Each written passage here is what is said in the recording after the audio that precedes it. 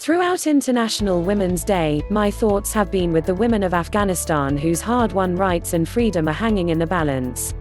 Just days ago, an agreement was signed between the government of the United States and the Taliban that was reached without the inclusion of women, made no mention of women's rights under the Afghan constitution, and contained no commitments to protecting those rights in the intra-Afghan negotiations that are to come. Everyone wants to see peace in Afghanistan. But peace gained at the price of the rights of women is no peace at all, just conflict and oppression by different means.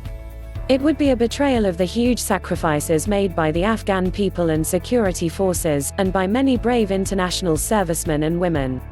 All governments, starting with ours in the United States, should insist on the full inclusion of women in the next stage of the negotiations, and make clear that they will not support a peace agreement that undermines Afghan women's rights under the constitution or calls into question the country's democratic institutions.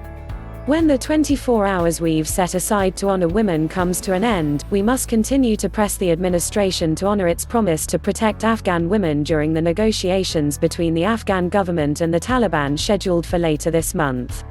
I hope that everyone who considers themselves part of the international women's rights movement will show their solidarity and support for Afghan women, as well as women of all other countries where rights are lacking or under threat, and help ensure that their voices can never be silenced.